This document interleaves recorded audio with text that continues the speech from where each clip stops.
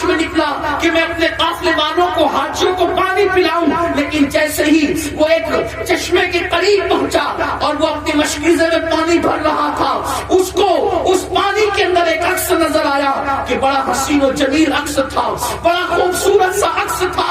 اس نے جیسے ہی عکس کے اندر اس کو جمال کو دیکھا، اس نے پیچھے پلٹ کر کیا دیکھا کہ گرجا کے ٹیرس پر ایک بہت خوبصورت لڑکی کھڑی ہوئی ہے۔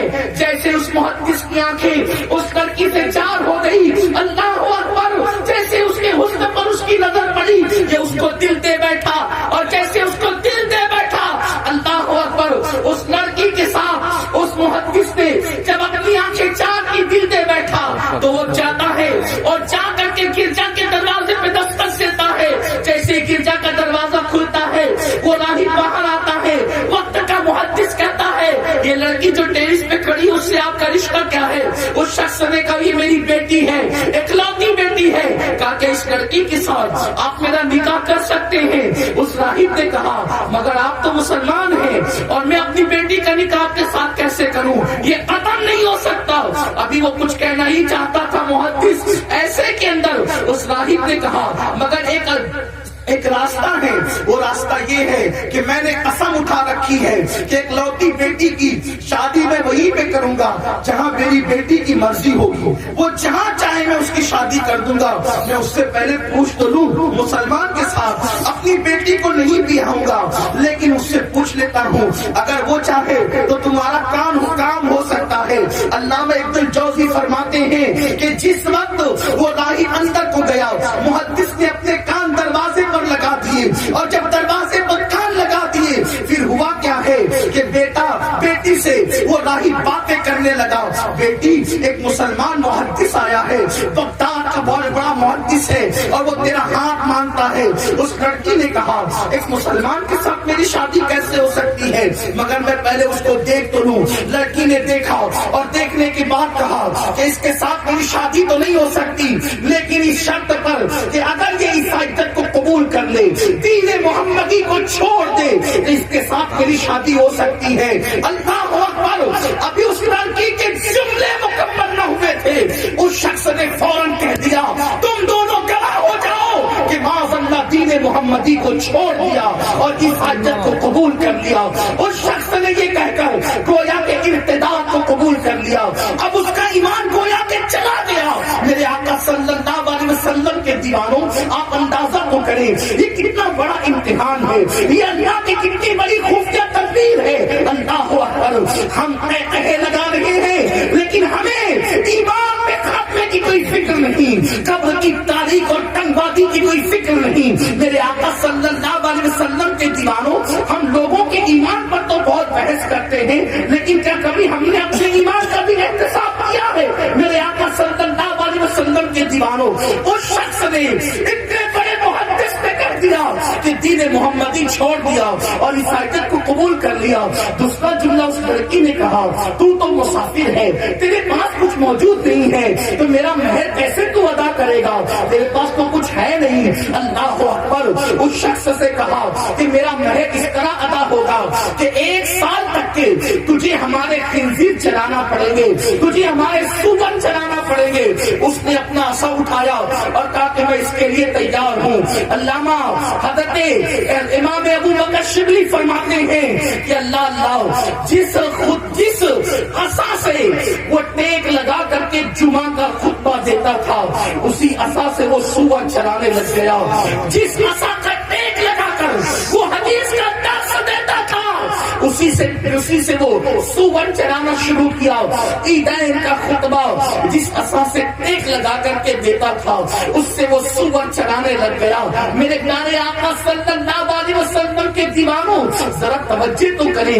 اللہ اکبر، ابھی وہ سور چرانے کھیتوں میں چلا گیا ہے، ایسے میں اس کے شاگرد اٹھے اور لوگوں سے ایک دوسرے سے پوچھتے تھے استاد کہاں ہے، استاد کہاں ہے؟ ایسے میں لوگوں نے کہا کچھ پتا نہیں چلتا چلتا. کہا گیا ایک کام کرتے ہیں, اس راہب سے چل کر معلوم کرتے ہیں کہ ہمارا استاد کہاں چلا گیا. راہب سے پوچھا, راہب نے پوری اطلاع کر دی. وہ سارے لوگ مل کر کے اس شخص کے پاس گئے تو کیا دیکھا کہ وہ سور چلا رہا تھا اپنے عصا سے. اس کے پاس جا کر کے کہا دیکھو دین محمدی حق ہے. اس شخص نے کہا مجھے درس نہ دو, میں تم سے زیادہ جانتا ہوں, مگر یہ اللہ کی خفیہ تدبیر ہے. آنکھوں پہ پردے پڑ گئے, دل پہ پردے پڑ گئے. اور اس کے بعد لوگوں نے کہا تم حج کے لیے نکلے تھے, کہا جاؤ اپنا کام کرو. وہ لوگ وہاں سے روتے ہوئے نکلے. جب حج سے واپس لوٹے تو دلوں میں پھر خیال آیا کچھ بھی اپنا استاد ہے, اس کو سمجھانا چاہیے, اس کو منانا چاہیے, اس کے لیے کچھ کرنا چاہیے. واپس لوٹے, پھر دیکھا کہ وہ سور ہی چلا رہا تھا. اس کو بہت سمجھایا, وہ نہ مانا. لوگ پھر اس کو چھوڑ کر اس کے لیے دعا کرتے ہوئے نکل کر کے آ گئے. کچھ دور چلے تھے کہ کیا دیکھا کہ کوئی ہاتھ لہرا رہا ہے اور قافلہ رک گیا. اور اس کے بعد جب کوئی قریب آیا تو دیکھا کہ وہی محدث تھا. اس نے کہا گواہ رہنا, میں توبہ کرتا ہوں, اشہد ان لا الہ الا اللہ. اس نے پھر کلمہ طیبہ پڑھا, پھر وہ مسلمان ہو گیا. لوگوں نے اس کو اپنے ساتھ کیا اور پھر لے کر کے چلے گئے. جب اس کے بعد وہ گیا, پھر اس کی وہی مسلک تھی, پھر اس کا وہی روپ تھا, پھر اس کی وہی عزت تھی, پھر ایمان میں وہی پختگی تھی, پھر ایمان کے اندر وہی استقامت تھی. ایک دن وہ اپنے بچوں کو یعنی اپنے طلبا کو درس دے رہے تھے. ایک خاتون برقع پوش آئی اور آنے کے بعد دروازے پہ دستک دی. دروازے پہ دستک دینے کے بعد اس سے پوچھا گیا کس سے ملنا ہے. اس نے اس محدث کا نام لیا اور اس کے بعد محدث کے پاس وہ آ کر بیٹھ گئی اور کہا مجھے پہچانا. انہوں نے کہا نہیں. تو اس نے نقاب الٹ دیا. وہ محدث نے پہچان لیا کہ وہ وہی عیسائی لڑکی تھی جس کی وجہ سے ایمان چلا گیا تھا. اللہ اکبر. اس لڑکی نے کہا میں مسلمان ہونے کے لیے آئی ہوں اور آپ کے ساتھ شادی کرنے کے لیے آئی ہوں. اس کو کلمہ بھی پڑھا دیا گیا, وہ مسلمان بھی ہو گئی, محدث کے ساتھ نکاح بھی ہو گیا. پھر پوچھا گیا کہ بتاؤ تو کیسے مسلمان ہونے آئی. تو کہا کہ جب آپ نکل کر کے چلے گئے تو پھر میں نے خواب دیکھا کہ میرے خواب میں مولائے کائنات سید السادات علی کے مرتضیٰ تشریف لائے اور میری رہنمائی کی کہ دین اسلام ہی حق ہے اور اسلام قبول کر لینا چاہیے تاکہ آخرت میں کامیابی نصیب ہو, دنیا میں عزت نصیب ہو. اس لیے میں نے اسلام قبول کر لیا اور آپ کے ساتھ شادی کر لی. اب اس محدث سے لوگوں نے پوچھا اصل چیز یہ ہے, میں نے اتنا لمبا واقعہ صرف اس ایک جملے کے لیے بیان کیا ہے. میری قوم کے جوانوں تھوڑا سا دل کے کانوں سے سنو. اس محدث سے ان کے شاگردوں نے پوچھا آپ کا ایمان چلا گیا تھا, آپ کافر ہو گئے تھے, اس کی وجہ کیا تھی, کیوں آپ کا ایمان چلا گیا. اتنا بڑا محدث بغداد میں آپ کی طرف کوئی نہ تھا. سفر حج منسوخ ہو گیا, ایمان چھین لیا گیا, آپ نے عیسائیت قبول کی. اس عصا سے جس سے جمعہ اور عیدین کا خطبہ دیتے تھے, جس کو ٹیک لگا کے درس حدیث دیتے تھے, تم نے اس سے سور چلائے. یہ دن تم پر کیوں آئے, کیا ہوا تھا. اس محدث نے کہا کہ ایک مرتبہ ایک عیسائی اسلام قبول کرنے کے لیے میرے پاس آیا تھا اور آ کر کے وہ مجھ سے لپٹ گیا تھا. تو میں نے یہ سوچ کر کہ میں اس سے بہتر ہوں اس کو چھڑک دیا تھا. میں نے یہ سوچ کر میں اس سے بہتر ہوں, میں نے اس کو چھڑک دیا تھا اور اس کو کہا تھا چل ہٹ, میں تجھ سے بہتر ہوں. تو اس عیسائی نے جاتے جاتے کہا تھا محدث صاحب اللہ کی نگاہ میں کون بہتر ہے یہ تو اللہ جانتا ہے.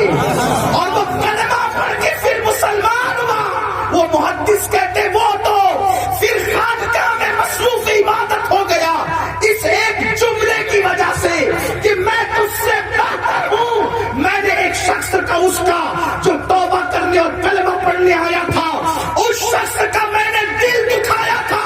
صرف اس کا دل دکھانے کی وجہ سے اتنے دن کے لیے مجھ سے ایمان چھین لیا گیا اور عیسائیت کی ذلت میں مجھے ڈال دیا گیا. اے میرے آقا کے دیوانوں, اگر ایک عیسائی کلمہ پڑھنے کے لیے آئے اور اس کا کوئی یہ کہہ کے دل دکھا دے کہ چل ہٹ میں تجھ سے بہتر ہوں, تو اتنے بڑے محدث کا ایمان چھین لیا جاتا ہے اس ایک جملے پر, جو اپنے مسلمان پڑوسیوں کا دل 24 گھنٹے تک دکھاتا رہے, جو اپنے بوڑھے ماں باپ کا دل دکھاتا رہے, جو اپنے اپنے دوستوں کا دل دکھاتا رہے، جو اپنے بھائی بہنوں کا دل دکھاتا رہے، جو اپنی مسجد کے امام کا دل دکھاتا